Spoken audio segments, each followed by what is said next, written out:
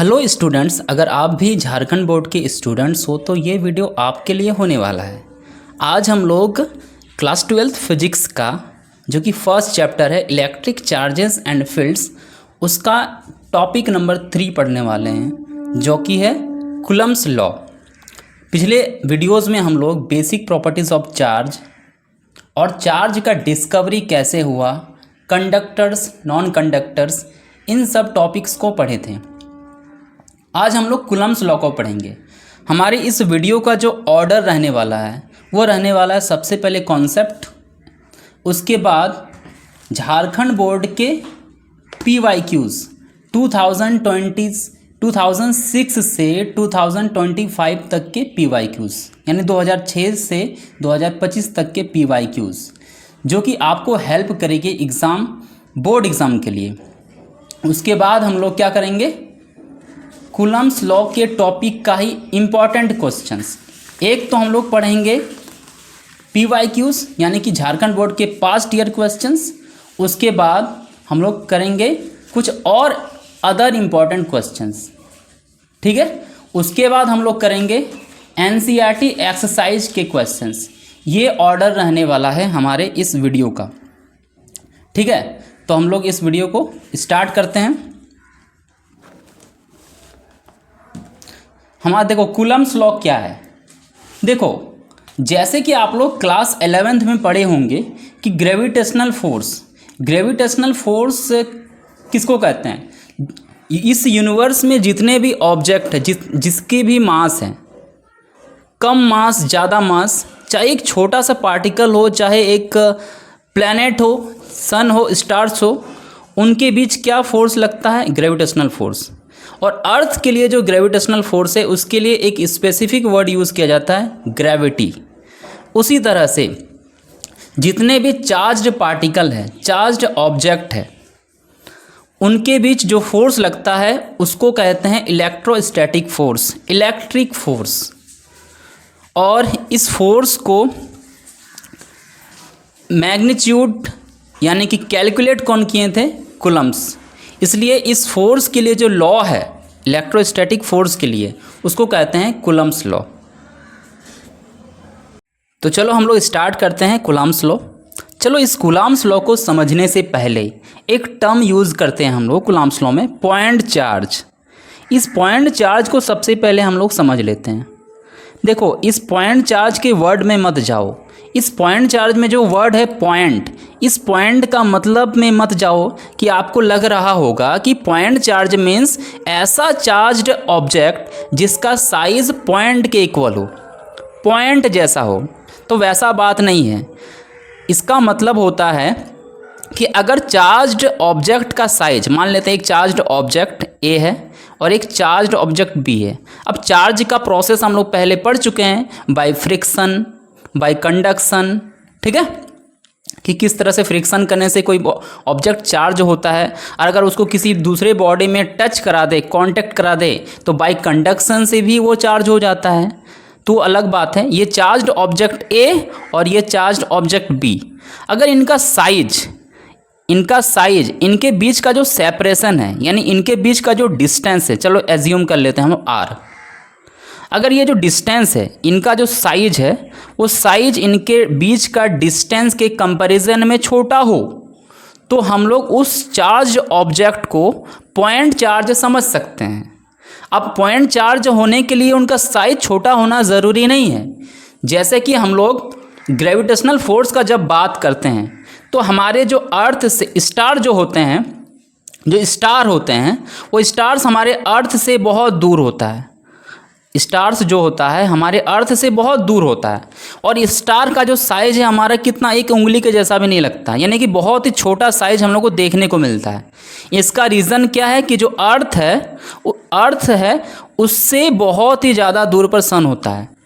तो हम लोग क्या कर सकते हैं, जब हम लोग ग्रेविटेशनल फोर्स को मेज़र करना होता है तो स्टार्स और जो आपका जो सन या जो भी स्टार हो या अर्थ, उनको हम लोग पॉइंट मास समझ लेते हैं। क्या समझ लेते हैं, पॉइंट मास। अब पॉइंट मास का मीनिंग ये नहीं है कि उनका मास बहुत ही छोटा यानी पॉइंट के इक्वल हो। उनका मतलब है कि उनके चार्ज यानी उनके बीच जो बॉडी है, ये जो प्लैनेट और स्टार, उनके बीच का सेपरेशन इतना ज़्यादा हो गया है कि ये छोटा लग रहा है, स्टार साइज में छोटा लग रहा है। यानी कि जब किसी ऑब्जेक्ट का साइज बहुत छोटा हो, किसके कंपैरिजन में? डिस्टेंस के कंपैरिजन में। इसको ऑपोजिट भी बोल सकते हैं। जब किसी ऑब्जेक्ट का, दो ऑब्जेक्ट के बीच का जब डिस्टेंस बहुत ही ज़्यादा हो उसके साइज से, तब उन ऑब्जेक्ट को पॉइंट मास समझ सकते हैं।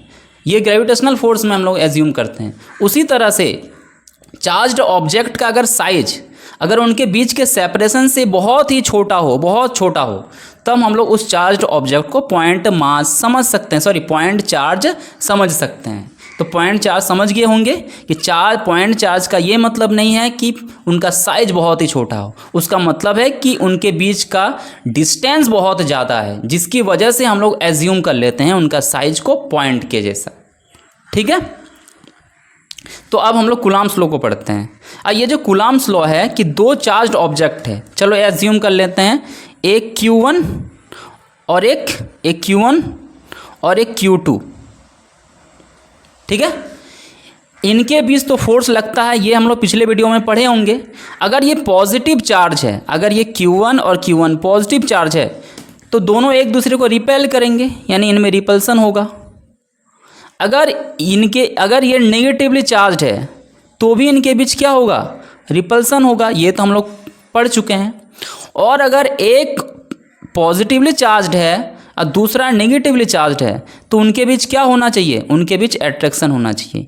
इसलिए एक हम लोग कंसेप्ट यूज़ करते हैं चार्ज का प्रॉपर्टी में कि जो लाइक चार्जेस होते हैं, like charges means similar charge, positive positive या नेगेटिव नेगेटिव, उनके बीच क्या होता है? रिपल्सन। ये तो पढ़े हैं।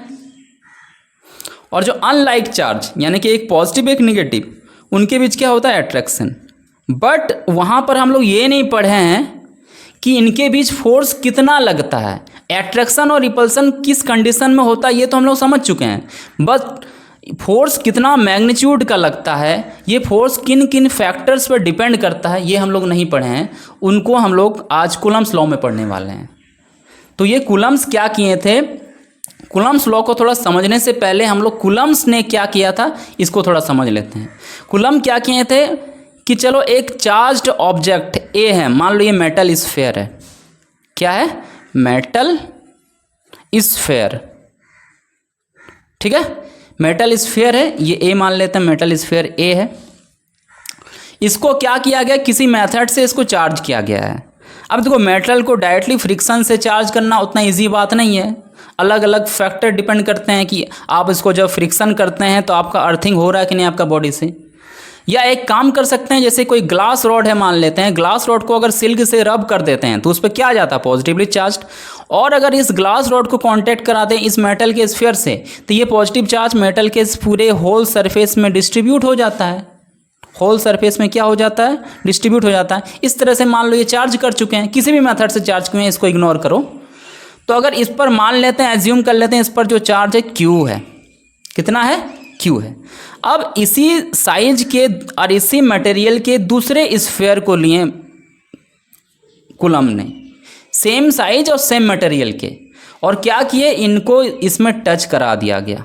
ये मान लेते हैं B, same size same object same material. तो क्या होगा? बाय कंडक्शन से ये चार्ज इसमें भी ट्रांसफ़र हो जाएगी, और जो A वाला जो स्फीयर है और B वाला स्फीयर है, इसके बाद क्या हो जाएगा? इसमें अब चार्ज क्यों नहीं रहने वाला, इसमें चार्ज आधा हो जाएगा, यानी इसमें Q/2 और इसमें भी चार्ज Q/2, क्योंकि A से B में क्या हो गया? ट्रांसफ़र हो गया। B पहले अनचार्ज था, जब इसको कांटेक्ट करा दिए तो इस तरह से क्या हो गया? Q/2।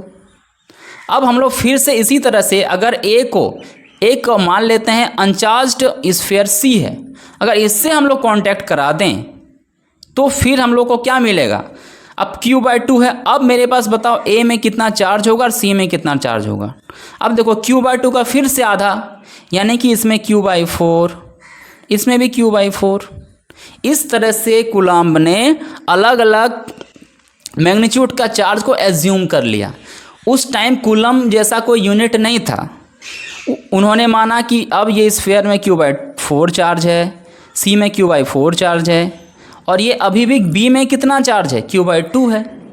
ठीक है। इस तरह से उनको एक अलग अलग चार्ज का स्फीयर मिल गया, एक Q/2, Q/4, इसी तरह से Q/8 अलग अलग चार्ज का स्फीयर मिल गया। अब बाद में जब इसको एक्सपेरिमेंट उन्होंने जब किए तो ऑब्जर्वेशन में क्या मिला उनको कि अगर एक चार्ज Q है, ठीक है,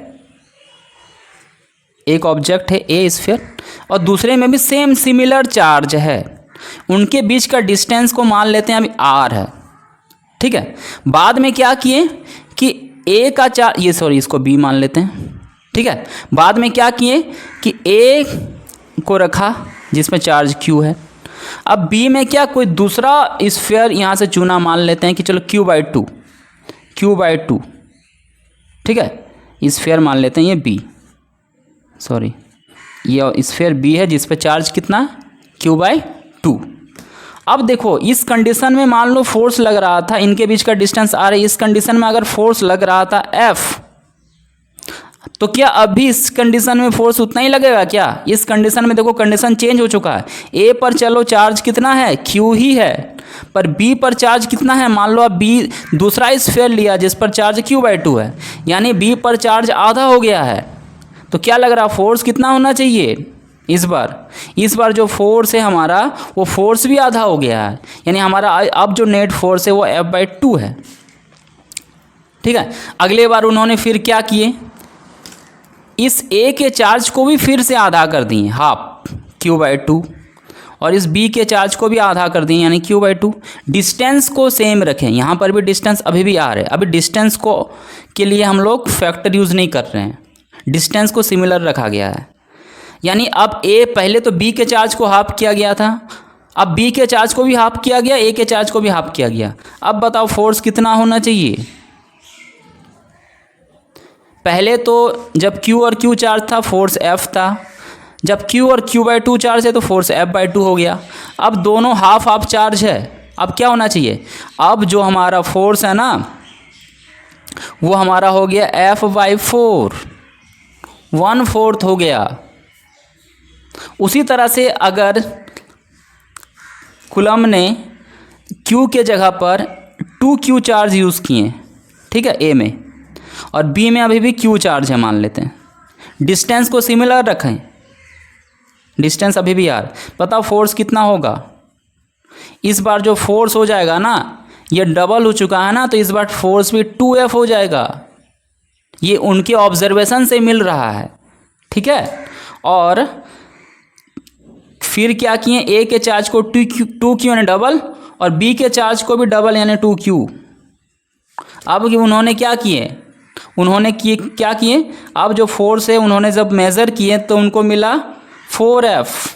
अब बोलेंगे 2Q कैसे हुआ, तो चलो मान लेते हैं, एज्यूम जैसे Q मान स्टार्टिंग में माने थे, हो सकता है स्टार्टिंग में 2Q मान लेते हैं, तो जो फर्स्ट स्फीयर है उसमें 2Q चार्ज होता, फिर उसको किसी से कांटेक्ट कराएं तो उसका आधा Q, फिर उसका आधा Q/2, उसका आधा, इस तरह से उनको Q/2Q भी मिल सकता है, ठीक है। जो भी हो, यानी चार्ज को जब डबल कर रहे हैं किसी एक चार्ज को तो फोर्स भी डबल हो रहा है। अगर दोनों चार्ज को डबल कर रहे हैं तो फोर्स 4 गुना हो जा रहा है, 4 टाइम्स। उसी के उल्टा अगर किसी एक चार्ज को हाफ कर रहे हैं तो फोर्स F/2 यानी आधा हो जा रहा है, और दोनों चार्ज को आधा कर रहे हैं तो फोर्स F/4 हो जा रहा है, 1/4। तो उन्होंने एक रिलेशन फाइंड किया यहाँ से, जो यानी दो चार्ज के बीच जो ऑब्जेक्ट यानी Q1 और Q2, दो चार्ज के बीच जिनके बीच का डिस्टेंस r है,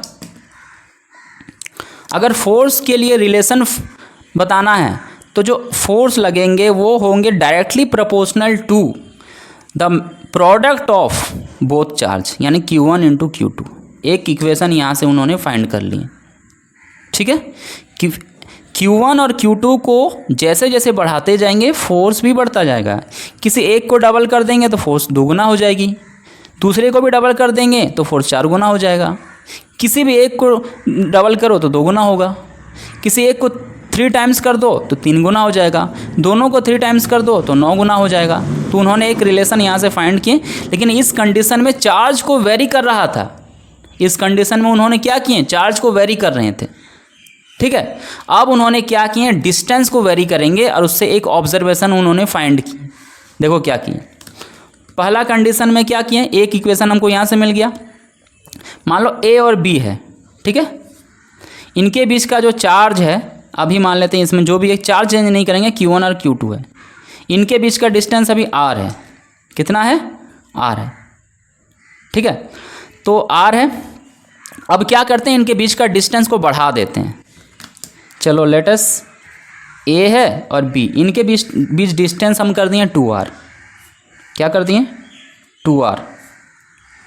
अभी भी इनमें जो चार्ज है वो अभी भी कितना है, ये Q1 और ये Q2 है। क्या लग रहा है कि डिस्टेंस को ज़्यादा करने से फोर्स घटना चाहिए, बढ़ना चाहिए? उनको ऑब्जर्वेशन ये मिला कि डिस्टेंस को जैसे जैसे हम लोग बढ़ाते जा रहे हैं फोर्स घटता जा रहा है, और किस रेशियो में घट रहा है, कुछ इस तरह से। अगर फोर्स जैसे कि मान लो कि इस कंडीशन में F फोर्स लग रहा था ना, तो डिस्टेंस को दोगुना करने से F/2 नहीं लग रहा है, F/4 लग रहा है। ये इंटरेस्टिंग वाला बात है। आपको लग रहा होगा कि इसको अगर डबल करेंगे तो चलो घटना भी चाहिए तो आधा होना चाहिए, ऐसा बात नहीं है। इसलिए तो यहाँ पर इक्वेशन कुछ अलग तरीके से आपको दिखेंगे।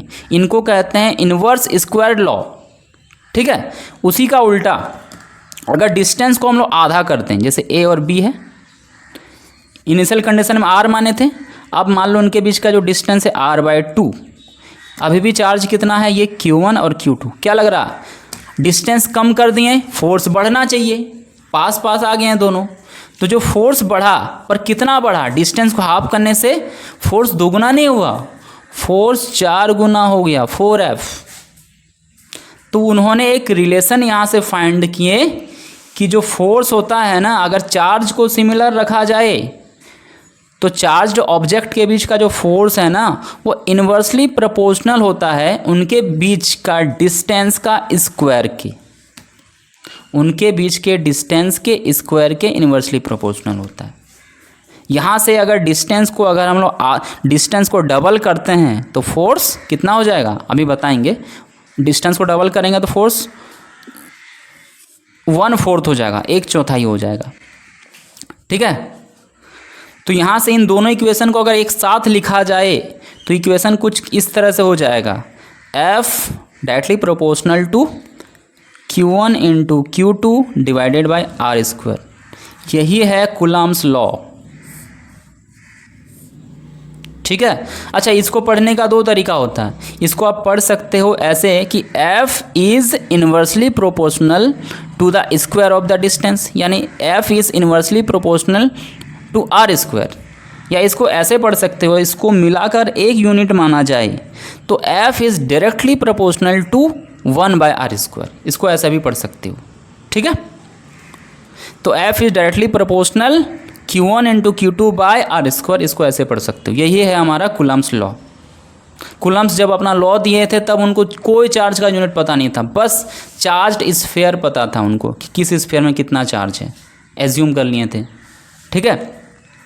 तो देखो यही हम लोग पढ़े, यहाँ तक पढ़े हैं। देखो अब इसको लैंग्वेज में पढ़ लेते हैं कि Coulomb's law states that the force of attraction और रिपल्सन। देखो फोर्स ऑफ अट्रैक्शन या रिपल्सन किस कंडीशन में होगा, ये डिपेंड किस पर करेगा कि चार्ज कैसा है। लाइक चार्ज होंगे तो रिपल्सन, और अनलाइक चार्ज होंगे तो अट्रैक्शन। लाइक चार्ज में दोनों पॉजिटिव होना चाहिए या दोनों नेगेटिव होना चाहिए, जो भी हो, हमको यहाँ मैग्नीट्यूड से मतलब है। तो उनके बीच फोर्स ऑफ अट्रैक्शन या रिपल्सन जो होगा टू स्टेशनरी पॉइंट चार्ज। हाँ, ये जो इस कूलम्ब्स लॉ जो अपना दिए थे ना, ये मानकर कि ये जो चार्ज्ड ऑब्जेक्ट ये रेस्ट होना चाहिए, एट रेस्ट, यानी कि स्टेशनरी होना चाहिए, रुका हुआ होना चाहिए, ठीक है। Two stationary point charges is directly proportional to the product of the magnitudes of the two charges.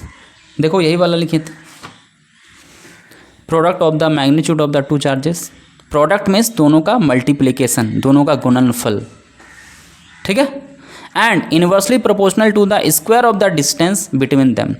और दूसरा इक्वेशन क्या है, देखो F ये वाला inversely proportional to the square of the distance between them. इन दोनों को साथ में लिख दें तो ये इक्वेशन आ जाएगा, ठीक है। ये हमारा कूलम्ब्स लॉ। अच्छा, इसमें एक पॉइंट और लिख देना कि जो फोर्स काम करता है ना, this force acts along the line joining the two charges.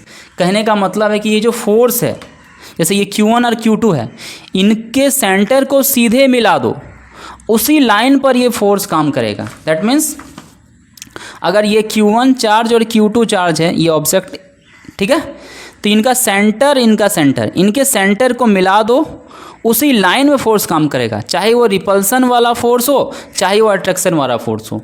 Force हमेशा ही दोनों चार्ज्ड ऑब्जेक्ट के सेंटर को मिलाने वाली जो लाइन है, उन्हीं लाइन के अलोंग ही फोर्स एक्ट करेगा, ठीक है। फोर्स इधर या इधर या इधर एक्ट नहीं करेगा, उन दोनों को मिलाने वाले लाइन के अलोंग एक्ट करेगा, ठीक है। रिपल्सन हो चाहे अट्रैक्शन हो, उस लाइन के अलोंग ही एक्ट करेगा। देखो इस लाइन के अलोंग ही एक्ट करेगा। अब बोलोगे कि ये के क्या है? जब भी डायरेक्टली प्रोपोर्शनल का साइन हम लोग हटाते हैं तो एक कांस्टेंट आता है, क्योंकि डायरेक्टली प्रोपोर्शनल हमको ये शो नहीं करता है कि फोर्स इसके इक्वल है। फोर्स को इक्वल करने के लिए एक कांस्टेंट हम लोग यूज़ करते हैं, जिससे कि फोर्स इक्वल हो जाए, यानी लेफ्ट वाला साइड और राइट वाला साइड। इन्वर्सली प्रोपोर्शनल ये हमको बताता है कि वेरी किस तरह से करता रहा है फोर्स। चार्ज के वेरी करने से फोर्स कैसे वेरी करता है और डिस्टेंस के वेरी करने से फोर्स कैसे वेरी करता है, बस ये बात हमको बताता है प्रोपोर्शनलिटी साइन। इक्वल जब हम लोग लगाते हैं इक्वलिटी साइन, तो हम लोग को एक कांस्टेंट यूज़ करना पड़ता है, ठीक है। अब ये जो के है, स्मॉल के is a constant of proportionality called electrostatic force constant. इस के को क्या कहते हैं? Electrostatic force constant. अब ये जो के है, इस के का जो वैल्यू किस पर डिपेंड करता है? वो डिपेंड करता है कि दोनों चार्ज कहाँ पर रखा हुआ है। The nature of medium between the two charges and the system of units chosen to measure F, Q1 and Q2 and R। यानी ये दो फैक्टर पर डिपेंड कर रहा है के का वैल्यू। एक तो कि जो चार्ज ऑब्जेक्ट है ये Q1 और Q2, उनके बीच का मीडियम क्या है, यानी उनके बीच का मीडियम वैक्यूम है, यानी कि वैक्यूम को क्या बोलते हैं? Free space. फ्री स्पेस मतलब जहाँ कुछ भी ना हो, हवा तक भी ना हो, एयर भी ना हो, जैसे अंतरिक्ष समझ सकते हैं। वैक्यूम स्पेस, फ्री स्पेस, क्योंकि फ्री स्पेस का हम लोग का जो डेफिनेशन है वहाँ पर कोई मटेरियल नहीं होना चाहिए, ठीक है। या हो सकता है कि उनके बीच एयर हो, क्या हो सकता है उन दोनों ऑब्जेक्ट को, दोनों पार्टिकल को वाटर में रख दिया गया हो, ठीक है, उन दोनों ऑब्जेक्ट को वाटर में रख दिया गया हो, या उन दोनों ऑब्जेक्ट के बीच कुछ दूसरा मीडियम हो, जो भी हो, यानी इनके बीच का जो मीडियम है उसके नेचर पर डिपेंड करेगा के का वैल्यू। और साथ ही साथ Q1 और Q2 का जो यूनिट ले रहे हैं, चार्ज का यूनिट जो ले रहे हैं, वो यूनिट क्या ले रहे हैं उस पर भी डिपेंड करेगा के का वैल्यू। और जो डिस्टेंस है उसको मेज़र करने के लिए कौन सा यूनिट यूज़ कर रहे हैं, मीटर, सेंटीमीटर या जो भी हो, उस पर भी डिपेंड करेगा के का वैल्यू। तो के का वैल्यू दो फैक्टर पर डिपेंड कर रहा है, एक तो मीडियम पर, दोनों चार्ज के बीच का मीडियम पर, और F, Q1 और Q2 और डिस्टेंस R, उनको किस यूनिट में मेज़र कर रहे हैं उस पर भी डिपेंड करेगा, ठीक है। जो हमारे SI सिस्टम है, यानी कि इंटरनेशनल सिस्टम, जिसको हर एक कंट्री फॉलो करते हैं, उसके अकॉर्डिंग के जो के का वैल्यू होता है वो होता है 1/4 पाई एप्सिलॉन। एप्सिलॉन इसको कहते हैं एप्सिलॉन नॉट, एप्सिलॉन नॉट, इसको एप्सिलॉन ज़ीरो भी कह सकते हैं। अब नॉट NOT नॉट नहीं, NUGST, इसको क्या प्रोनाउंस करते हैं? इसको एप्सिलॉन नॉट। ये जो एप्सिलॉन नॉट क्या है, इसको बोलते हैं electric permittivity of free space. ये भी डिपेंड करता है मीडियम पर, ठीक है, यानी ये डिपेंड मीडियम पर नहीं करता, हमने एप्सिलॉन नॉट मीडियम पर डिपेंड नहीं करता, यानी जो परमिटिविटी है अलग अलग मीडियम का अलग अलग होता है। तो वैक्यूम के लिए जो परमिटिविटी है उसको एप्सिलॉन नॉट से यूज़ करते हैं, एप्सिलॉन नॉट से इंडिकेट करते हैं। बाकी मीडियम के लिए एप्सिलॉन वर्ड यूज़ करेंगे, एप्सिलॉन लेटर, ठीक है। अब देखो ये जो के का वैल्यू जिसको बोलते हैं 1/4 पाई एप्सिलॉन नॉट, वो उसका जो वैल्यू होता है SI यूनिट में 9 × 10⁹ न्यूटन मीटर पर कूलम स्क्वायर। अब बोलोगे यहाँ के का यूनिट ये कैसे आया? ये जिसको बोलते हैं इलेक्ट्रिक फोर्स कांस्टेंट, इसका यूनिट कैसे निकाल सकते हो सकता है एग्जाम में या ऑब्जेक्टिव में MCQ में क्वेश्चन पूछ ले, तो देखो कैसे फाइंड कर सकते हो यहाँ के का वैल्यू, सॉरी के का यूनिट। तो के का यूनिट को फाइंड करने के लिए आप क्या यूज़ कर सकते हो? ये इसी इक्वेशन को देखो ध्यान से, हमारे पास जो इक्वेशन है,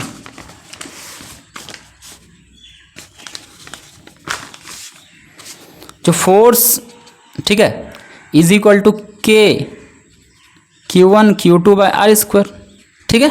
यहाँ से हम के फाइंड करते हैं और वहाँ उसके बाद यूनिट यूज़ कर लेंगे। के इज इक्वल टू क्या होगा, क्या होगा ये F into R square by Q1 into Q2। अब आप अगर यूज़ करना चाहते हो यूनिट, यानी यूनिट ऑफ के, ऐसा यूनिट मान लेते हैं यूनिट ऑफ के, तो फोर्स का यूनिट क्या होता है न्यूटन। अब ये डिस्टेंस का यूनिट मीटर होता है, उसका स्क्वायर यानी न्यूटन मीटर स्क्वायर, और नीचे कुलाम है और कुलाम है, दो टाइम यानी कुलाम स्क्वायर, कुलाम इंटू कुलाम, क्योंकि चार्ज ये Q1 कुलाम इसका यूनिट होगा, Q2 का भी कुलाम। इस तरह से इसका यूनिट क्या हो जाएगा न्यूटन मीटर स्क्वायर पर कुलाम स्क्वायर। इसको ऐसा भी लिख सकते हो न्यूटन मीटर स्क्वायर पर कुलाम स्क्वायर। ठीक है, ये हमारा इलेक्ट्रोस्टैटिक फोर्स कांस्टेंट का क्या हो गया यूनिट हो गया। अब आप डायमेंशन भी इसका फाइंड कर सकते हो, डायमेंशन भी पूछ सकता है। अब डायमेंशन कैसे हम लोग फाइंड करेंगे इसी इक्वेशन से, देखो ये वाला, तो डायमेंशन ऑफ के, डायमेंशन ऑफ के, तो फोर्स का डायमेंशन यूज करना पड़ेगा। तो फोर्स का डायमेंशन क्या होता है ये, यानी dimension of force, dimension of distance का स्क्वायर यानी लेंथ का स्क्वायर, ये तो समझ में आ ही रहा। ठीक है, अब क्यू का डायमेंशन, अब क्यू का डायमेंशन फिलहाल पता नहीं, मान लो इसी का दो टाइम है तो स्क्वायर हो जाएगा। ठीक है, अब देखो फोर्स का कैसे हम लोग डायमेंशन फाइंड करते हैं, आपको पता होना चाहिए कि फोर्स इज इक्वल टू होता है मास इंटू एक्सीलरेशन। ठीक है, और ए इज इक्वल टू होता है v minus U by T. इस तरह से मास का क्या होता है dimension m, capital M। A का क्या होता है unit metre per second square यानी L T to the power minus 2।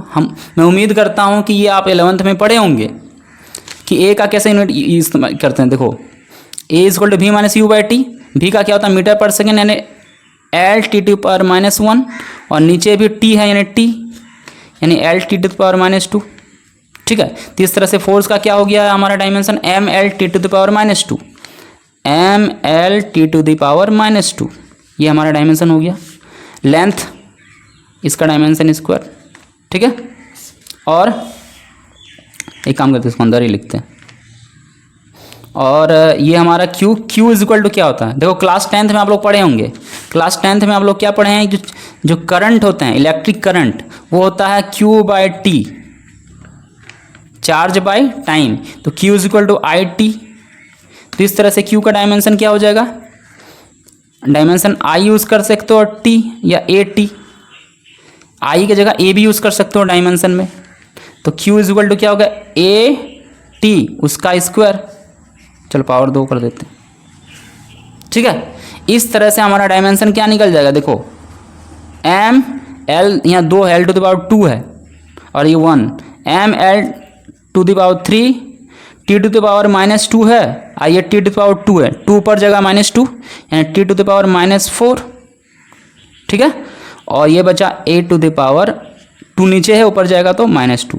ये हमारा इलेक्ट्रिक फोर्स कांस्टेंट का डायमेंशन हो गया, यूनिट हो गया हमारा न्यूटन मीटर पर कूलम स्क्वायर, और ये हो गया हमारा डायमेंशन। ठीक है, चलो के का डायमेंशन हो गया, लेकिन उससे भी ज़्यादा इंपॉर्टेंट जो एप्सिलॉन नॉट है, इसका यूनिट और डायमेंशन उससे भी ज़्यादा इंपॉर्टेंट है। ये जैक बोर्ड में 2 से 3 बार आ चुका है। ठीक है, अब ये जो इलेक्ट्रिक परमिटिविटी है फ्री स्पेस का एप्सिलॉन नॉट, इसके लिए इसका जो वैल्यू होता है एसआई यूनिट में वो होता है 8.854 into 10 to the power minus 12 coulomb square per newton और पर मीटर स्क्वायर। अब इसको भी देखो हम लोग कैसे फाइंड कर सकते हैं, इसका जो ये यूनिट और डायमेंशन। देखो हमारे पास जो के का वैल्यू है 1/4 पाई एप्सिलॉन नॉट। ठीक है, अगर के का डायमेंशन पता है तो वहाँ से भी फाइंड कर सकते हो, नहीं तो और एक तरीका बता देंगे, रुको इस तरह से। तो एप्सिलॉन नॉट इज इक्वल क्या हो गया, इसको लेफ्ट साइड ले जाते हैं, 1/4 पाई के स्मॉल के है। ठीक है, पाई क्या है, कांस्टेंट है, इसका कोई डायमेंशन नहीं है, 4 भी कांस्टेंट है, तो जो भी डायमेंशन होने वाला हो किसका, के का। तो चलो डायमेंशन ही पहले निकाल लेते हैं। डायमेंशन ऑफ एप्सिलॉन नॉट यानी फ्री स्पेस का परमिटिविटी इज इक्वल टू क्या हो जाएगा 1 बाई डायमेंशन ऑफ के, यानी अभी जो के का डायमेंशन निकालने थे इसी को उल्टा कर देना। 1 बाय डायमेंशन ऑफ के क्या है, M L cube T to the power -4 A to the power -2। इसको सब ऑपोजिट कर दो, m ऊपर जाएगा m to the power -1, l to the power -3, t to the power 4 और a टू द पावर -7 ऊपर जाएगा तो 2। ये हो गया हमारा k का डायमेंशन। ठीक है, सॉरी एप्सिलॉन नॉट का डायमेंशन। देख लो एप्सिलॉन नॉट का जो किसी एक का डायमेंशन पता हो, सारा पावर को ऑपोजिट कर दो। ऑपोजिट मतलब प्लस साइन को चेंज कर दो, दूसरे का डायमेंशन फाइंड हो जाएगा। नहीं तो ऐसा भी कर सकते हो, जो फोर्स का अगर ये इक्वेशन पता है 1/4 pi epsilon naught Q1 Q2 by R square, यहाँ से भी फाइंड कर सकते हो। कैसे, एप्सिलॉन नॉट ले जाएंगे ऊपर 1/4 pi F Q1 Q2 by R square, यहाँ से भी फाइंड कर सकते हो। तो अगर डायमेंशन फाइंड करना है अगर एप्सिलॉन नॉट का, तो कैसे फाइंड करेंगे, देखो ये कांस्टेंट ये कांस्टेंट ये कांस्टेंट, एफ का डायमेंशन पता है M L T to the power -2। Q का क्या होता है ए टी, या आई टी भी यूज़ कर सकते हो, ए टी या आई टी। ठीक है, उसी का होल स्क्वायर है। और ये डिस्टेंस है तो एल का स्क्वायर हो जाएगा। ठीक है, यहाँ से हम लोग क्या निकाल सकते हैं, देखो एम ऊपर ले जाते हैं m टू द पावर -1। अब देखो L1 है और ये 2 है, कुछ गड़बड़ है क्या, M L T to the power -2 ठीक तो है। एम एल और 1 2 3 हो गया, ऊपर ले जाएंगे तो -3 L टू द पावर -3। अब देखो t टू द पावर -2 है और ऊपर ले जाएंगे तो 2, और ये t ऑलरेडी 2 में है, यानी t टू द पावर 4 और a टू द पावर क्या हो गया 2। देखो सेम आ गया, जैसे भी फाइंड करो ये आ गया एप्सिलॉन नॉट का डायमेंशन। ठीक है, एक बात याद रखना, सॉरी क्यू की जगह ए की जगह आई भी यूज़ कर सकते हो, कुछ बुक्स में आई यूज़ करता है। तो m के पावर 1 l के पावर -3 t के पावर में 4 और i के पावर में 2, ऐसे भी लिख सकते हो, याद रखना। उस तरह k का डायमेंशन में भी आप लिख सकते हो m l to the power 3 t to the power -4 a to the power -2। ठीक है, ये डायमेंशन हो गया। एप्सिलॉन नॉट का वैल्यू से ज़्यादा इंपॉर्टेंट है आपका यूनिट और डायमेंशन। चलो यूनिट भी निकाल ही लेते हैं। यूनिट कैसे निकाल लेंगे, यहाँ से निकाल सकते हो, जिस तरह डायमेंशन निकाले यहाँ से भी निकाल सकते हो। तो क्या करते हैं, एक काम करते हैं, चलो यहीं से इससे ही फाइंड कर लेते हैं। यहाँ से फाइंड करते हैं। चलो ये कांस्टेंट एफ, यानी नीचे न्यूटन आ जाएगा, यानी यूनिट क्या हो जाएगा, यूनिट ऑफ एप्सिलॉन नॉट क्या आ जाएगा, देखो ध्यान से, ये आ जाएगा हमारा, नीचे है तो न्यूटन नीचे आ जाएगा, न्यूटन। ठीक है, देख लो ये तो कांस्टेंट है। अब चार्ज का क्या होता है, coulomb square, coulomb into coulomb square, और नीचे डिस्टेंस का स्क्वायर यानी कि मीटर स्क्वायर। तो यहाँ से आ गया देखो पर न्यूटन।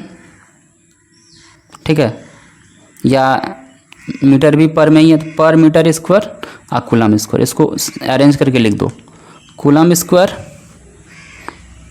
पर न्यूटन पर मीटर स्क्वायर।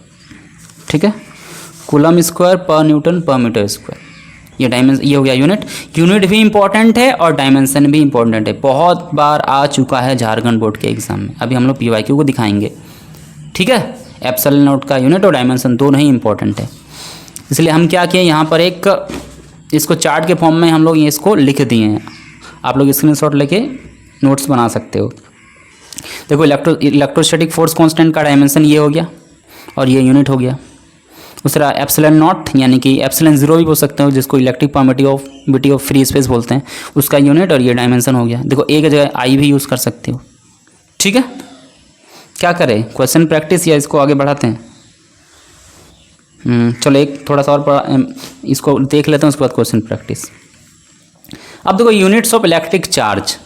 अब इलेक्ट्रिक चार्ज का यूनिट क्या होता है, यूनिट SI सिस्टम में आपको पता है कूलम, जो कि कूलम जो साइंटिस्ट है उसी के नाम से रखा गया है, जो कूलम्स लॉ दिए थे। और जब भी किसी साइंटिस्ट के नाम पर आता है तो उसका जो लेटर होता है वो कैपिटल C, ये कैपिटल C होता है। जैसे Newton capital N, ampere capital A, उस तरह ये कूलम जो C है वो कैपिटल C है। ठीक है, CGS यूनिट भी दो तरह का होता है, अभी जो इलेक्ट्रोस्टैटिक्स जो हम लोग पढ़ रहे हैं कि जब चार्ज रेस्ट पर होते हैं, रुका हुआ होता है, तब उनके बीच का जो स्टडी करते हैं तो इसको इलेक्ट्रोस्टैटिक्स कहते हैं। उसके लिए यूनिट यूज़ करते हैं ESU, यानी कि हाँ इलेक्ट्रोस्टैटिक यूनिट, ठीक है, स्टैट कूलम बोलते हैं इसको, electrostatic unit. ESU means electrostatic unit. वो कितना होता है, 1 कूलम इज इक्वल टू होता है 3 × 10⁹ स्टैट कूलम, ठीक है।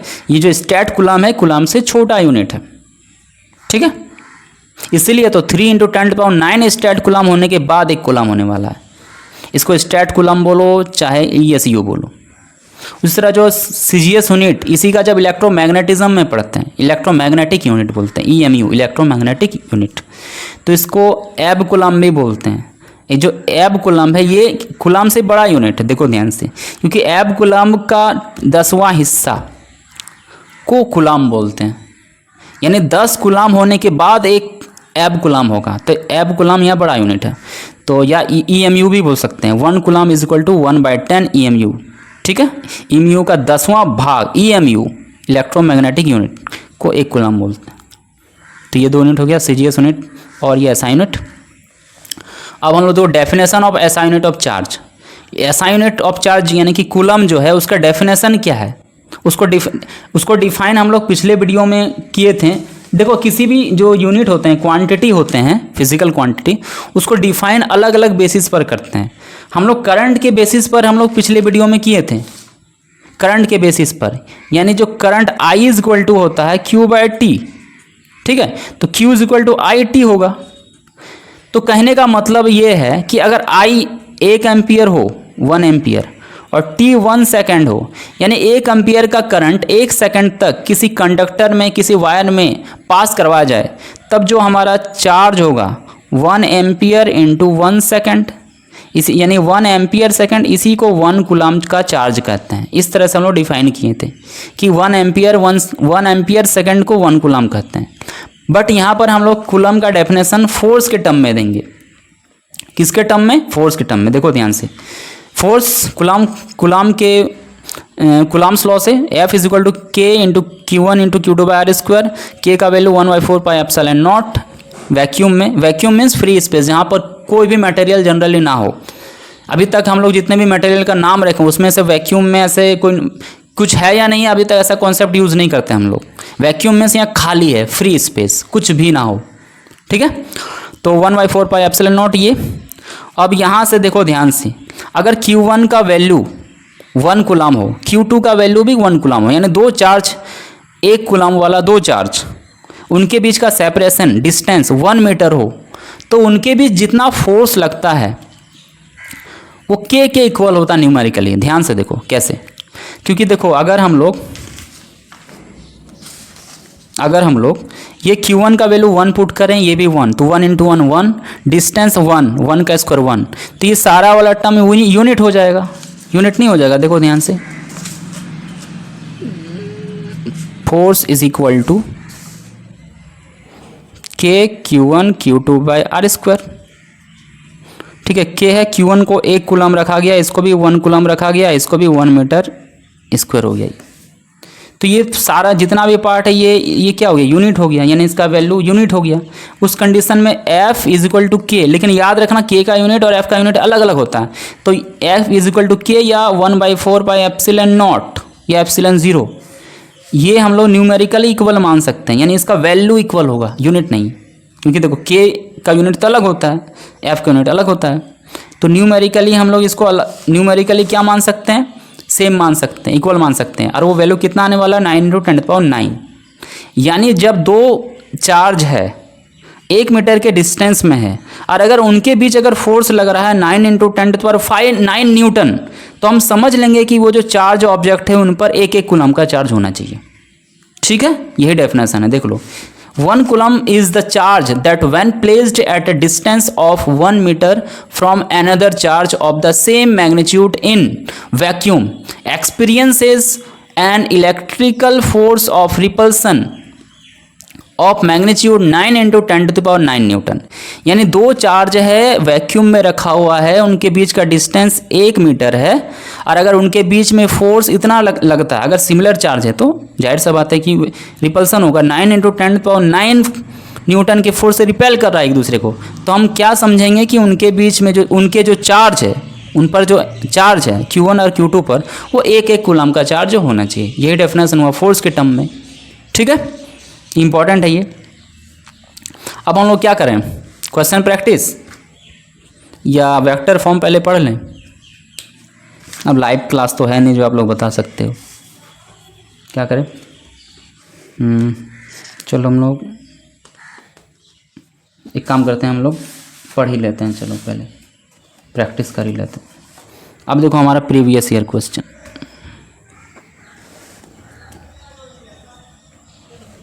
चलो पिछले वीडियो में हमने क्या क्या पढ़ा था। पिछले वीडियो में, पिछले अगर प्रीवियस वीडियोज़ को अगर आप लोग देखिएगा हमारे चैनल में जाकर, तो हमने क्या क्या क्वेश्चंस कर चुके थे हम लोग। देखो हम लोग कर चुके थे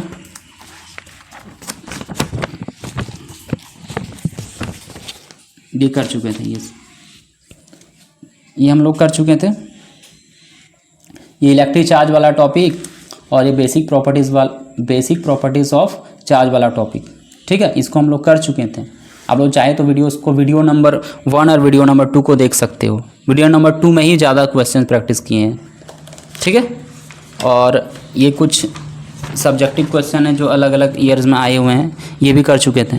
अब हम लोग आज करेंगे कूलम्ब्स लॉ के जो टॉपिक से, कूलम्ब्स लॉ का जो टॉपिक है उसमें 2006 से 2025 के बीच जितने भी क्वेश्चन आए, एक भी क्वेश्चन नहीं छोड़ेंगे, सबको आपके सामने दिखाएंगे, हिंट देके आप लोग को प्रैक्टिस करवाएंगे।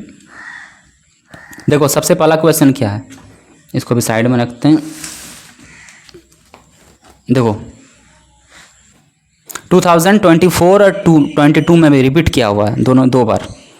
To charged spheres are separated by a distance d, exert a force F on each other. If the charges are doubled and the distance between them is doubled, then the force is। देखो क्या बोल रहा है question बोल रहा है कि दो चार्ज स्फीयर है, चार्ज का गोला है, वो एक दूसरे से सेपरेट डिस्टेंस पर है।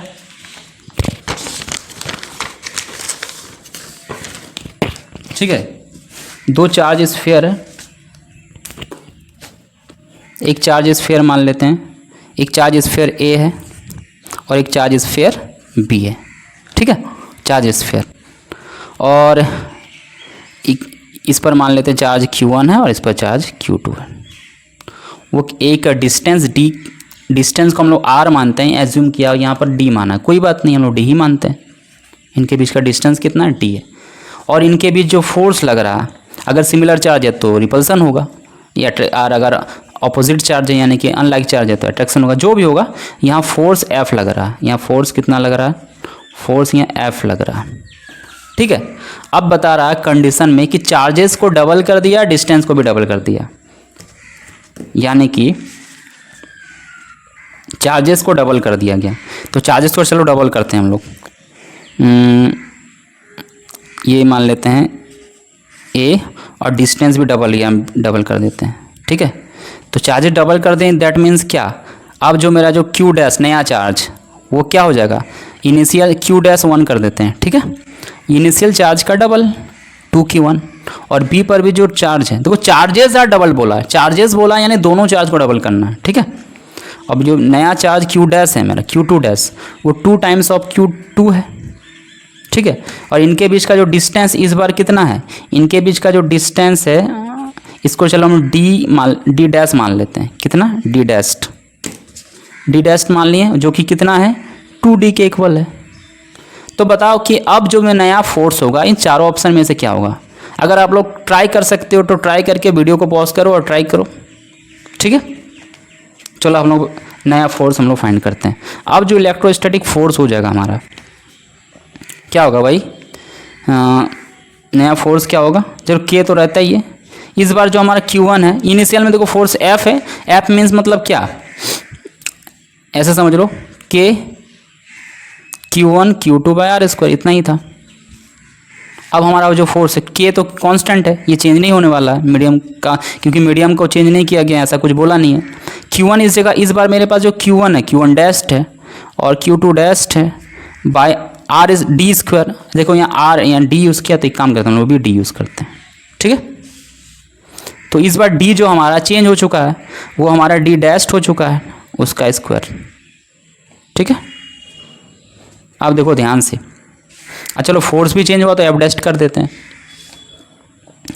के है, अब Q1 की जगह क्या लिख सकते हैं 2Q1, Q1 डैश्ड की जगह 2Q1 और Q2 डैश्ड की जगह क्या लिख सकते हैं 2Q2 और डिस्टेंस डी डैश्ड की जगह क्या ले सकते हैं 2D, ठीक। आप देखो इसको अगर सॉल्व करें, सॉरी डिस्टेंस 2D और इसका क्या हो जाएगा होल स्क्वायर, ठीक। इसको सॉल्व करें के ये 4 टाइम्स Q1 इंटू Q2, ठीक है, और ये 2D 2 का स्क्वायर क्या हो जाएगा 4D स्क्वायर, ये हमारा एफ डैश है, एफ डैश्ड। अब देखो ये 4 4 कैंसिल हो गया, के Q1 Q2 by D square.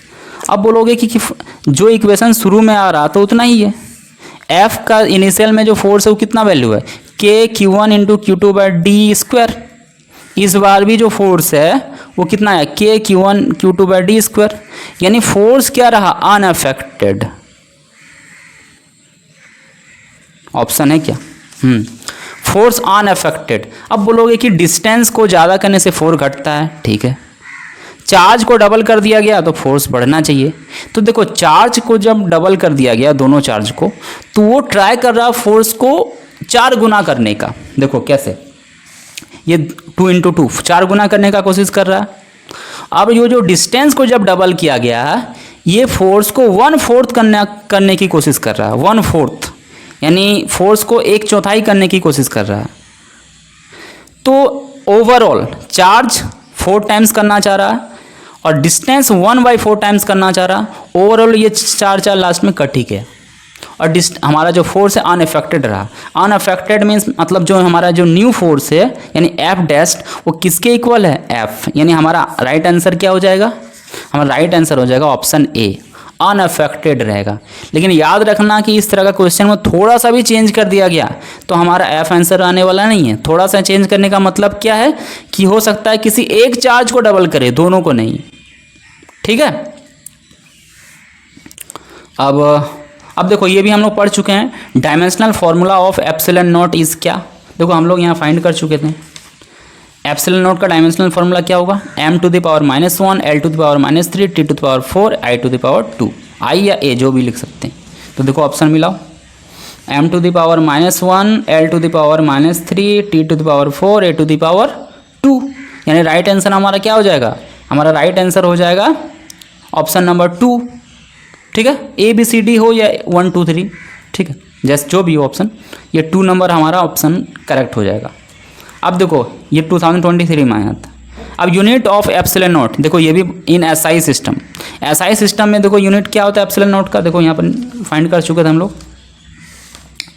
Coulomb square per newton per metre square, coulomb square per newton per metre square, option number C correct, ठीक है। 6 नंबर क्वेश्चन को हम लोग देखते हैं, what is the name of electrical force acting between 2 charges at rest. ये तो हम लोग पढ़े हैं अभी जो कूलम्स लॉ में पढ़े हैं कि जब 2 चार्ज रेस्ट पर है, 2 चार्ज रेस्ट पर है, क्या है रेस्ट पर यानी रुका हुआ, मूव नहीं कर रहा, ठीक है, स्टेशनरी है, 2 चार्ज रेस्ट है, तो उनके बीच कौन सा फोर्स लगता है, कूलम्बिक फोर्स बोल सकते हैं, कूलम्बियन फोर्स, ये इलेक्ट्रोस्टैटिक फोर्स। इसका आंसर क्या लिख सकते हो, उस फोर्स का नाम क्या है, इलेक्ट्रिकल फोर्स तो बता दिया, इलेक्ट्रोस्टैटिक फोर्स और कूलम्बियन फोर्स। एक इसका आंसर क्या हो जाएगा, इलेक्ट्रोस्टैटिक फोर्स या कूलम्बियन फोर्स, ठीक है, कूलम्बियन फोर्स लिख देना। एट रेस्ट है तो इसके लिए हम वर्ड यूज़ कर सकते हैं इलेक्ट्रोस्टैटिक फोर्स भी। अब देखो ये जो 7 नंबर वाला क्वेश्चन है इसको हम लोग नेक्स्ट वीडियो में पढ़ेंगे, जब हम लोग कंपैरिजन करेंगे इलेक्ट्रोस्टैटिक फोर्स यानी कोलम्बियन फोर्स और ग्रेविटेशनल फोर्स के बीच, ठीक है। लेकिन फिलहाल के लिए 1 वर्ड में आंसर देना तो आप लोग यहाँ लिख सकते हो, देखो between an electron and a proton which is stronger the electrostatic force और ग्रेविटेशनल फोर्स, बता रहा कौन स्ट्रोंगर है। अभी के लिए तुम यही याद रख लो कि जो स्ट्रोंगर जो है वो इलेक्ट्रोस्टैटिक फोर्स है, यानी इलेक्ट्रोस्टैटिक फोर्स ग्रेविटेशनल फोर्स से ज़्यादा स्ट्रोंगर है। क्योंकि देखो ना थोड़ा ध्यान से, जब हम लोग माथे में कंघी करते हैं या प्लास्टिक के पेन से रब करते हैं अपने हेयर में, और उसके बाद जब कागज़ के छोटे छोटे टुकड़ों के पास लाते हैं तो अट्रैक्ट हो जाती है, यानी कागज़ के टुकड़े को अर्थ रोक नहीं पाया। अगर ग्रेविटेशनल फोर्स इतना ही स्ट्रांग होता तो इतना बड़ा अर्थ उस कागज़ के टुकड़े को रोक ही नहीं पाता है, जबकि जो प्लास्टिक का पेन है जिसको हेयर से रब किया होता उसको वो अट्रैक्ट कर लेता अपनी ओर। यानी कि जो चार्ज होता है उसकी रीज़न से जो फोर्स है इलेक्ट्रोस्टैटिक फोर्स वो ज़्यादा स्ट्रॉन्गर है किससे, ग्रेविटेशनल फोर्स के। तो इसका सिंपल आंसर क्या होगा, electrostatic force that means Columbian force is stronger than gravitational force. 2023 में 1 मार्क का आया है, ठीक है। अब बता रहे state Coulomb's law of forces between two electric charges. अब देखो हम लोग कूलम्स लॉ को स्टेट करने बोला, यानी स्टेटमेंट लिखना है 2 मार्क्स के। तो स्टेटमेंट क्या लिख सकते हैं, देखो ये वाला जो हम लोग, आप लोग स्क्रीनशॉट ले लीजिएगा, ये वाला, ये स्टेटमेंट यहाँ से लिख सकते हो।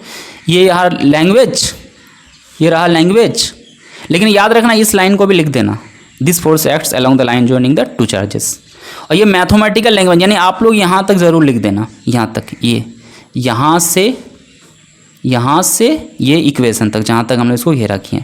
लास्ट ये लिख देना कि वेयर के is the constant of proportionality called electron, यहाँ तक लिख देना, ठीक है, 2 मार्क्स के, ठीक। ये स्टेटमेंट है, ये मैथमेटिकल स्टेटमेंट है।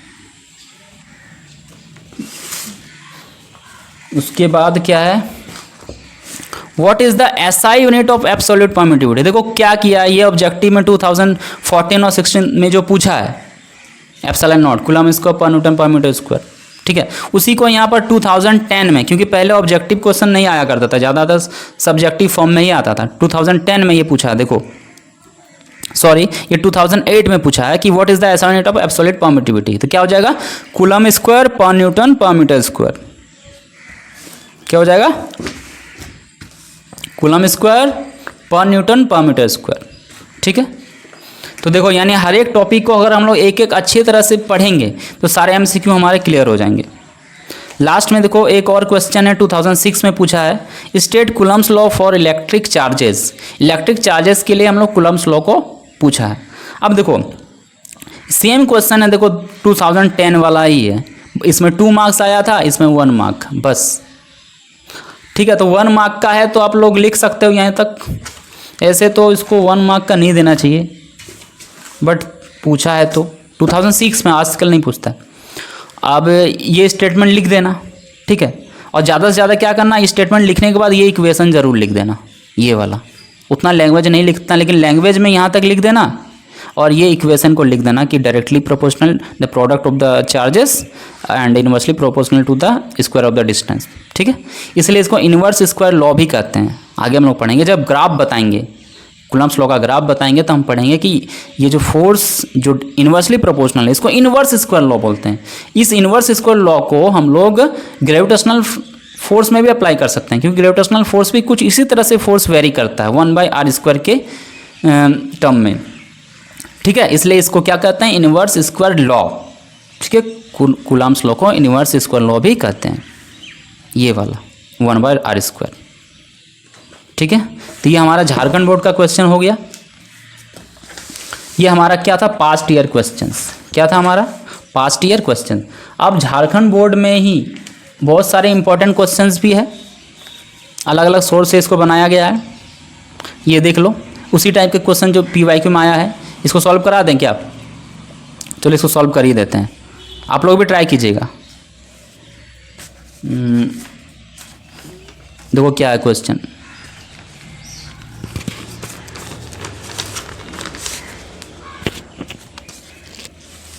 देखो two charges of equal magnitudes kept at a distance r exert a force F on each other if the charges are half। देखो पिछले क्वेश्चंस में हम लोग जो पढ़े थे PYQ में डबल किया गया था, इसमें हाफ किया।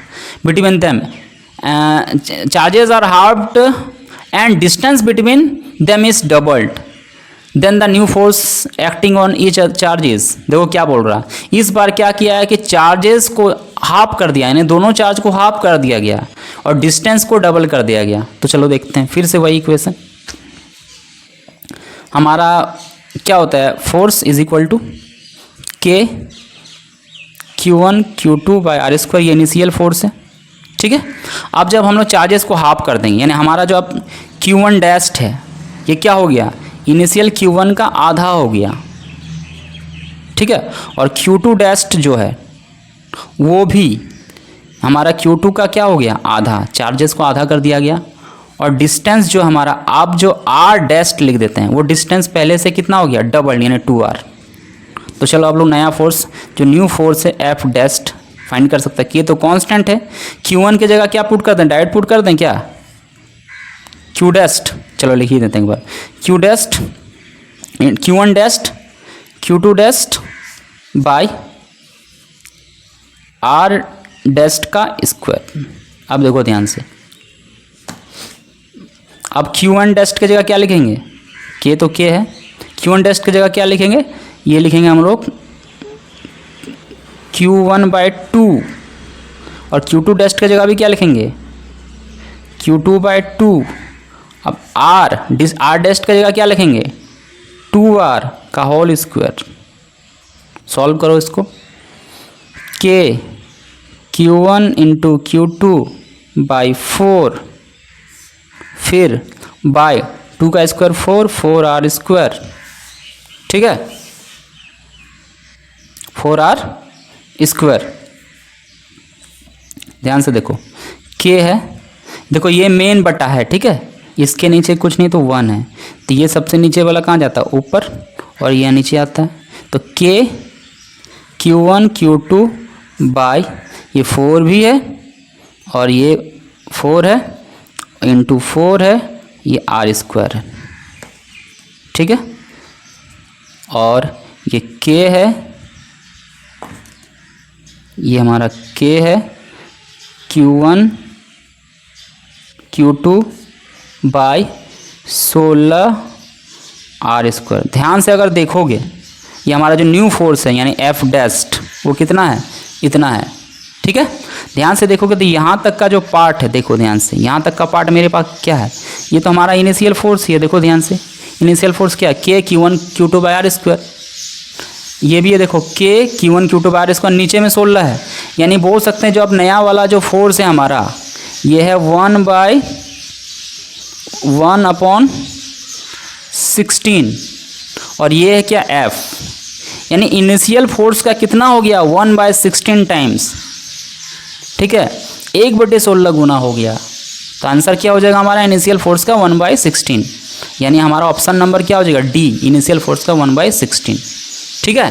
तो देखो यहाँ पर फोर्स बहुत ही घट गया, बहुत ही ज़्यादा घट गया, F/16 गुना घट गया समझो, ठीक है। क्यों घट गया, एक तो चार्ज को आधा किए तो आधा करने की वजह से घटा, और जब डिस्टेंस को डबल कर दिए तो उसके वजह से भी घटा, यानी डिस्टेंस भी यहाँ इसको घटाने के लिए ट्राई कर रहा है फोर्स को, और जो चार्ज है वो भी घटाने के लिए ही ट्राई कर रहा है।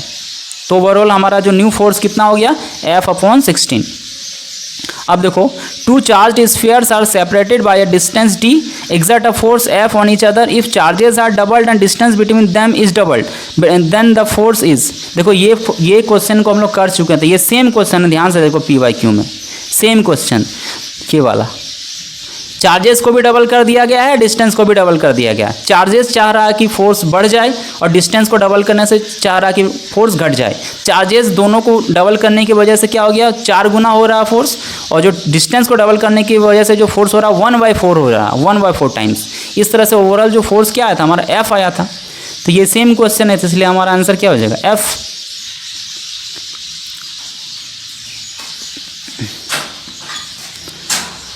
What is the ratio of electrostatic force and gravitational force between the electrons placed at certain distance? देखो इसको भी हम लोग अभी के लिए छोड़ते हैं, क्योंकि ये हमारा नेक्स्ट वीडियो है जिसमें कि हम जो कंपैरिजन करेंगे इलेक्ट्रोस्टैटिक फोर्स यानी कि कोलम्बियन फोर्स और ग्रेविटेशनल फोर्स, तब हम लोग पढ़ेंगे। हिंट के लिए चाहे तो आप लोग बना सकते हो, देखो क्या ग्रेविटेशनल, 2 इलेक्ट्रॉन है, A 2 इलेक्ट्रॉन है, ठीक है, इनके बीच का ग्रेविटेशनल फोर्स क्या होगा? Gravitational force F is equal to क्या होता है? G ग्रेविटेशनल कांस्टेंट, इलेक्ट्रॉन का मास, दोनों इलेक्ट्रॉन का मास बाय दोनों के बीच का डिस्टेंस। डिस्टेंस कुछ नहीं है तो चलो R एज्यूम कर लेते हैं, और जो हम ये हमारा ग्रेविटेशनल फोर्स है Fg लिख देते हैं। उसी तरह जो इलेक्ट्रोस्टैटिक फोर्स यानी Fe लिखें तो यहाँ G की जगह K आ जाएगा, और यहाँ चार्ज आ जाएगा। इलेक्ट्रॉन का चार्ज को क्या लिखते हैं? E, और इलेक्ट्रॉन का चार्ज को E बाय आर स्क्वायर। ठीक है, दोनों का जब रेशियो करोगे, मान G का वैल्यू पुट करना है, K का वैल्यू पुट करना, आर स्क्वायर तो कैंसिल हो जाएगा दोनों का रेशियो जब फाइंड करेंगे, लेकिन रेशियो जब फाइंड करेंगे तो इलेक्ट्रोस्टैटिक फोर्स को ऊपर लिखना है। ठीक है, और ग्रेविटेशनल फोर्स को नीचे लिखना है।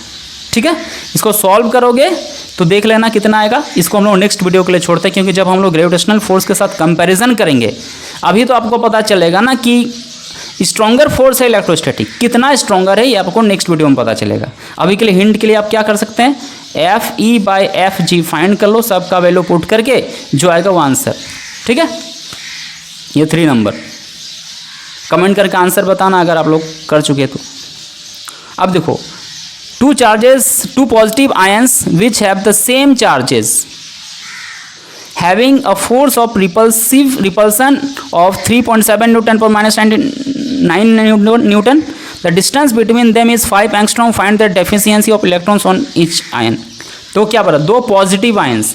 पॉजिटिव आयंस का क्या मतलब है?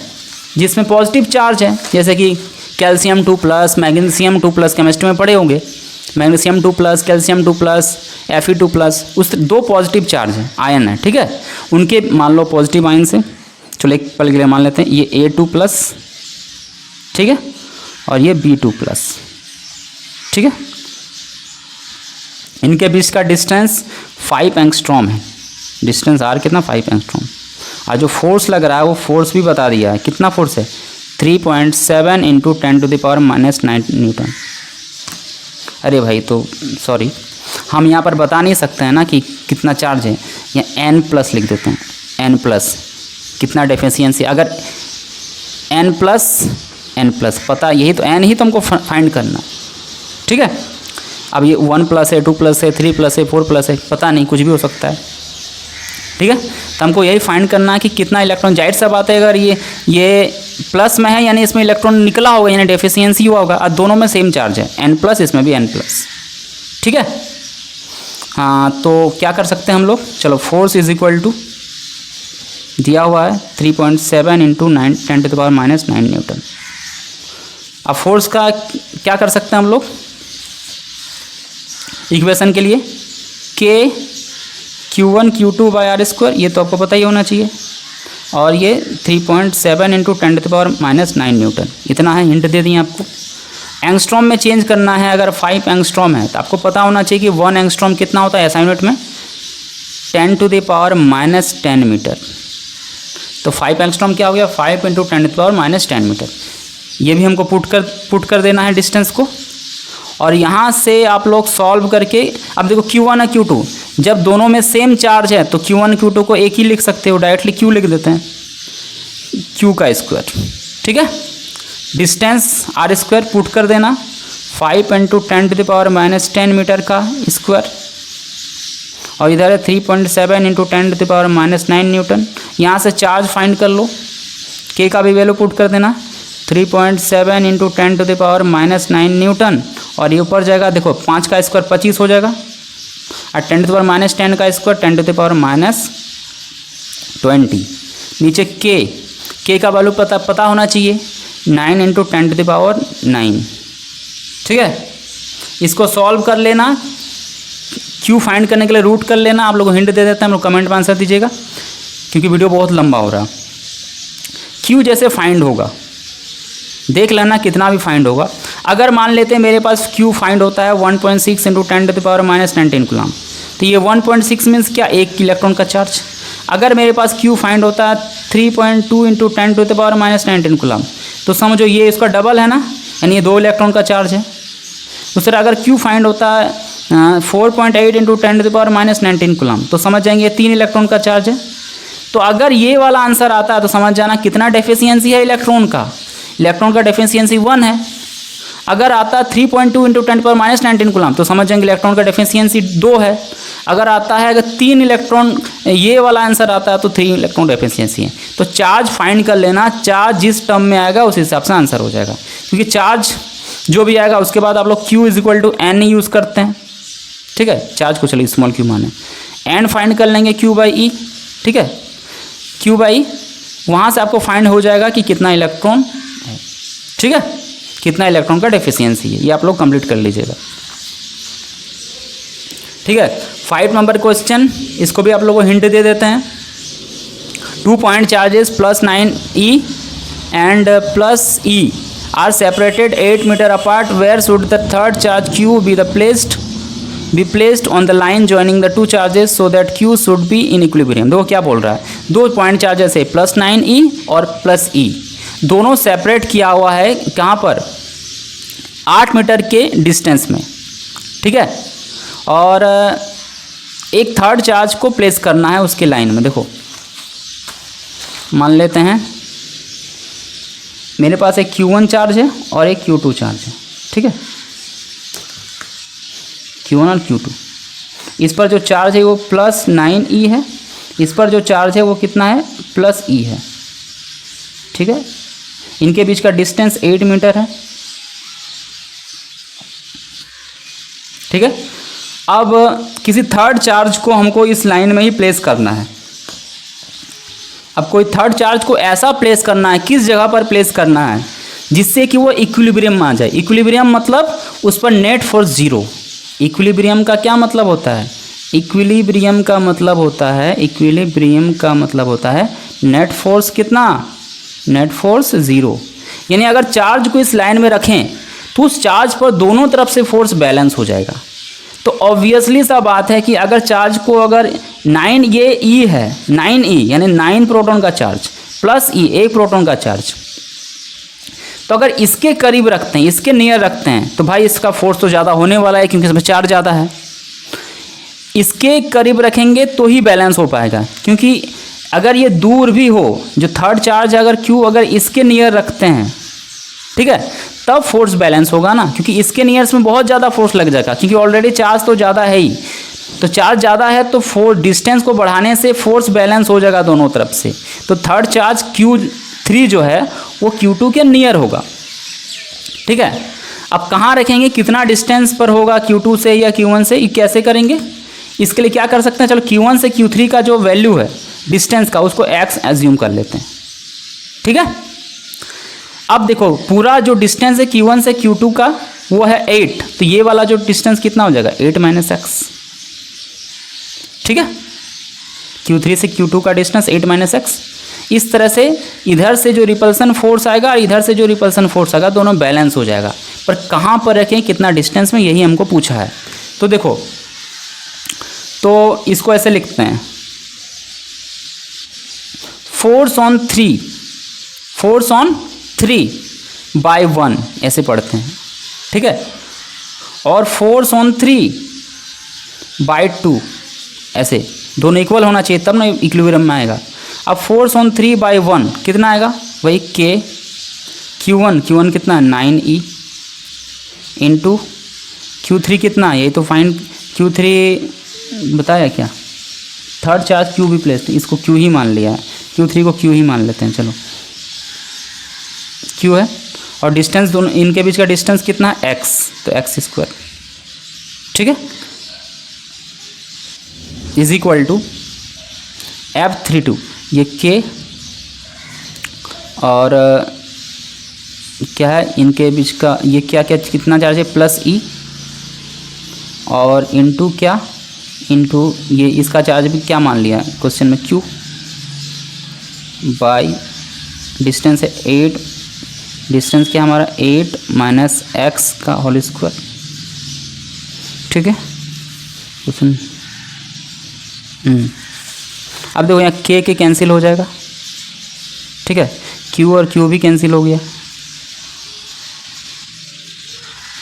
ठीक है, E और E भी कैंसिल हो गया, बचा क्या, बचा हमारा 9/x² = ऊपर में 1 बचा 8 माइनस एक्स का होल स्क्वायर। ठीक है, इसको आगे अगर हम लोग बढ़ाएंगे 9 को लिख सकते हैं 3 का स्क्वायर, और ये हमारा x का square is equal to 1 by कितना हो जाएगा 8 माइनस एक्स का होल स्क्वायर। ठीक है, आगे हमारा क्या हो जाएगा, देखो स्टेप को ध्यान से देख लो। आगे हमारा स्टेप क्या हो जाएगा, पेज बचा है तो ख़त्म हो गया है, दूसरा पेज लेते।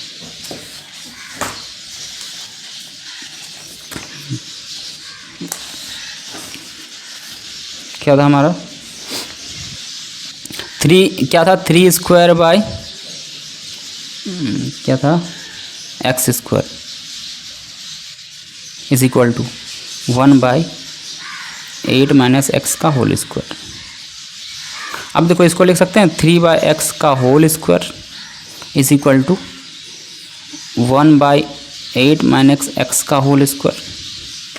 ठीक है, अब हमको अगर फाइंड करना, अगर इसको इधर से स्क्वायर हटाते हैं, ठीक है, अगर इधर से स्क्वायर हटाते हैं तो 3 बाई एक्स स्क्वायर उधर से रूट चढ़ जाएगा, plus minus root plus minus चढ़ता है, या दोनों ही वैल्यू 1 बाई 8 माइनस एक्स का होल स्क्वायर।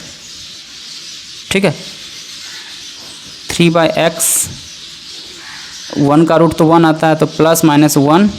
अब देखो इसका होल स्क्वायर क्या है, स्क्वायर हट जाएगा 8 माइनस एक्स। अब यहाँ 2 कंडीशन यूज़ कर सकते हैं हम लोग। एक बार प्लस वैल्यू लेंगे, टेकिंग प्लस वन लेके सॉल्व करेंगे। ठीक है, टेकिंग +1 तो क्या हो जाएगा 3 by X is equal to हो जाएगा 1 बाई कुछ गड़बड़ है क्या, 8 माइनस एक्स, हाँ ठीक तो है, 1 बाई क्या है 1 बाई 8 माइनस एक्स। इसको सॉल्व करते हैं, इसको 3 टाइम करते हैं, 3 तिया 24 minus 3x cross multiply by X. 24 is equal to हो जाएगा x प्लस 3x। ठीक है, 24 इज इक्वल टू हो जाएगा 4x। So x is equal to क्या हो जाएगा 24 अपॉन 4, 4 6 6, यानी 6 मीटर x का वैल्यू आ रहा है। बट एक और वैल्यू लेना हमको, टेकिंग -1, टेकिंग -1। अगर -1 लेते हैं तो 3 by X is equal to क्या हो जाएगा -1 बाई 8 माइनस एक्स। ठीक है, और यहाँ से आ जाएगा क्रॉस मल्टीप्लाई करें तो 8 3 जा 24 माइनस एक्स 3 जा -3x is equal to -x। अब 24 इज इक्वल टू -x, इसको इधर ले जाते हैं +3x। So 24 is equal to 2x। So x is equal to 24/2 यानी कि 12 मीटर। अब ध्यान से देखो, हमारा जो क्वेश्चन था उस क्वेश्चन में दोनों चार्ज के बीच का डिस्टेंस कितना था, दोनों चार्ज के बीच का डिस्टेंस कितना था 8 मीटर। ठीक है, कितना था 8 मीटर। और x किसको मेज़र किए थे, x मेज़र किए थे हमारा Q1 से Q1 से Q3 के बीच की दूरी, यानी जो फर्स्ट चार्ज और थर्ड चार्ज उनके बीच का डिस्टेंस को x। ये तो 8 से छोटा होना चाहिए, ये क्या होना चाहिए 8 से छोटा होना चाहिए। जो कितना आ रहा है, एक आ रहा है मेरा आंसर, एक आ रहा है 6 और एक आ रहा है 12। ठीक है, तो हमारे यहाँ क्या होना चाहिए, किसको लेके चलेंगे हम लोग, इस 6 को लेके चलेंगे। ठीक है, तो हमारा आंसर क्या हो जाएगा कि जो थर्ड चार्ज है वो फर्स्ट चार्ज से 6 मीटर की दूरी पर होना चाहिए, यानी कि थर्ड चार्ज सेकंड चार्ज से 2 मीटर की दूरी पर होना चाहिए। आंसर ये हमारा था। ठीक है, थर्ड चार्ज जो है फर्स्ट चार्ज से 6 मीटर की दूरी पर और सेकंड चार्ज से 2 मीटर की दूरी पर। ठीक है,